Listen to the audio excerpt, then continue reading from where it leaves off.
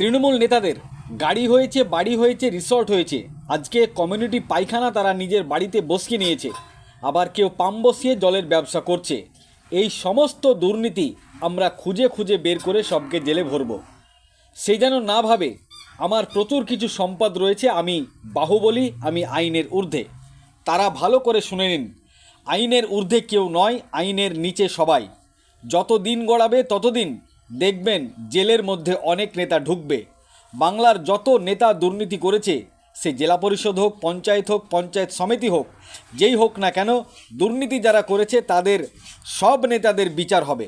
মন্তব্য মুর্শিদাবাদ কেন্দ্রের বিধানসভার বিধায়ক তথা রাজ্যের মন্ত্রী গৌরীশঙ্কর ঘোষের। কি বলেছেন তিনি বিস্তারিত শোনাবো আপনাদের। এই ভিডিওটি যারা দেখছেন, ভিডিওটি শেয়ার করবেন, চ্যানেলটি লাইক করবেন আর সাবস্ক্রাইব করবেন। আই লাভ মাই ইন্ডিয়া, মেরা ভারত মহান। আমি কি বললাম একটু আগে যে তৃণমূল নেতাদের বাড়ি হয়েছে, গাড়ি হয়েছে, রিসর্ট হয়েছে। আজকে কমিউনিটি টয়লেট তার বাড়িতে বসছে, আবার সাবমার্সিবল পাম্প বসিয়ে জলের ব্যবসা করছে।